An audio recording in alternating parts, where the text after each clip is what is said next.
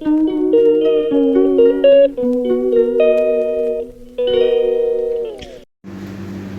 guys, welcome to my channel. So, ang dami kong hugasin, no? Ayan. For today pala, sabi niya mo, magluto daw ako ng salmon. Ito.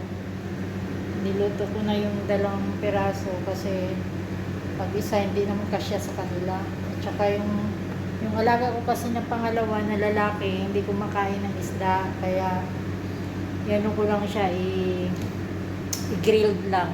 Ito para sa kanya, at saka ito yung sa alaga ko na 3 at saka kay amo. So, ayan.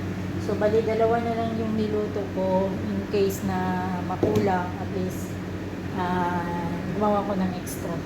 Ayan. Tapos, yung kagabi, hindi ko pa nugasan. Alas 11 na, no?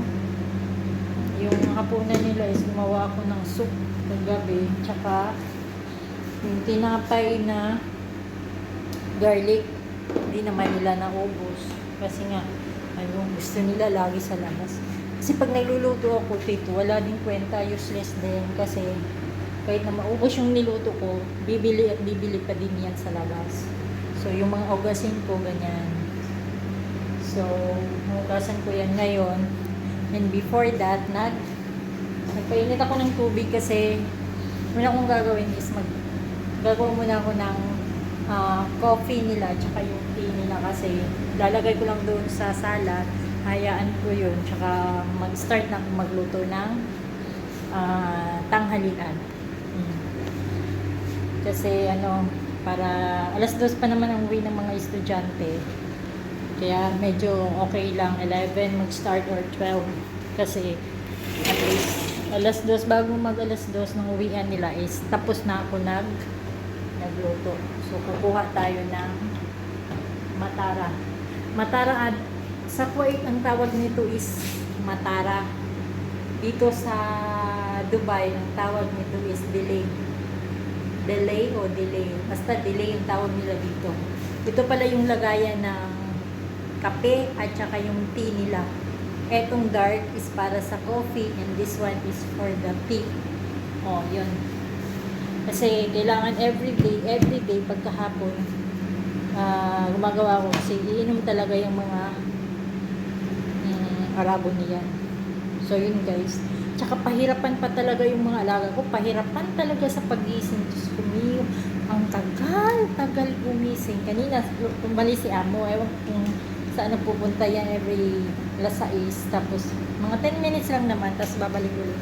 Sabi niya kanina, pag hindi pa maglampas ng mga 10 minutes or 10 minutes, hindi pa nagising, gisingin mo yung mga bata. Sabi ko, sige. So, yun na nga. Hindi pa naman siguro mga 8 minutes pa. Kasi alam ko, tagal gisingin eh. Tsaka hindi ko stress yung sarili ko pag hindi gumising. Bahala kayo ito. So, tayong dali kay mas may nag-doorbell. Grabe, init sa labas. May nag-doorbell kasi, kaya naputo yung live ko, yung video ko. Kasi, yung may nagawa kasi kagabi ng tile sa taas, second floor. Tapos, hindi nabayaran ni amo. So, nag-iwan ng pira si amo. Sabi niya, pag pumunta, ibigay mo yung 200. So, ayun. Pinuha na. So, init sa labas. Grabe ka init sa labas kasi. Saan ba yun? Yan. So, nagluto muna ako ng kape. Kape at saka yung tea nila. Kasi, lalagay ko lang doon sa sala nila para hindi na magtawag-tawag. Tsaka yung trabaho ko, dire-diretso na. So, yan. Ito yung lagay ng coffee. Tsaka, coffee or sa atin, kaping barako. Ito yung sa tea nila. So, lalagay ako ng 6 na asukal. 3, 4, 5.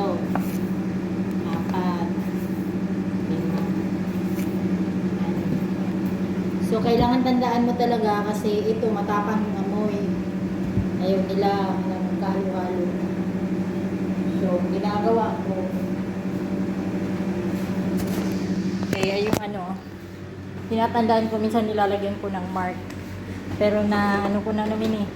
Memorize ko na yung amoy. Kaya okay lang. So ayun. Ito yung kape ginawa ko. Powder kasi. So pinapakuluan ko siya bago ko nilalagay. Yan. So lalagay na agad ito kasi mag-umpisa na ako magluluto mga 11. Ang bigat ako. Lasaw. Malabnaw. Idadagdagan natin. Dagdagan natin kasi labnaw. Oh, hulog pa.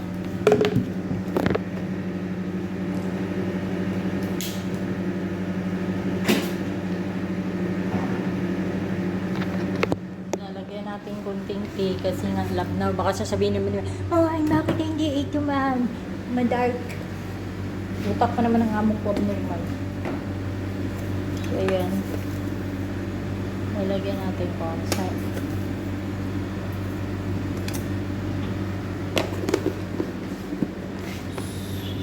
ayun. Ayan. So, gumawa na ako ng gawa. Tama na siguro yun kasi pag dark naman masyado, sasabihin na naman niya, napaka-dark naman ito. Utak talaga ng amo ko. Hindi ko maintindihan. O, ayan. Grabe. So, dyan muna kayo against the light kasi. So, yan. Ayan, magbabagsak na ito. Sasalang ko dito.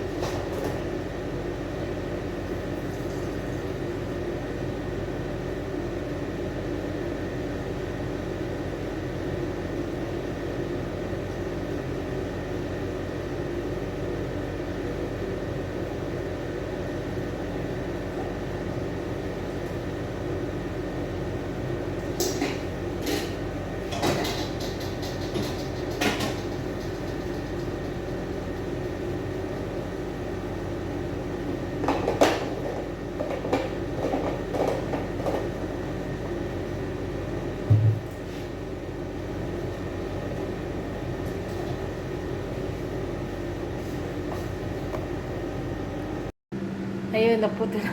Sabi ko na pag na-monetize na yung YouTube channel ko, sabi ko, uwi ako ng Pilipinas. So, yun nga, na-monetize last week yung YouTube channel ko, tsaka nag-earn na ako.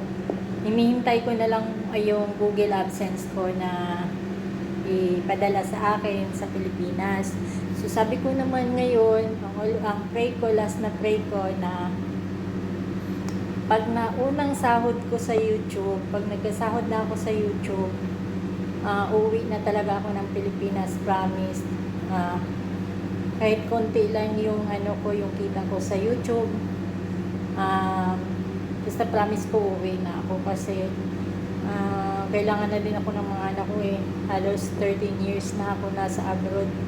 Tsaka kailangan na kasi yung pangatlo kong anak medyo napariwara na din.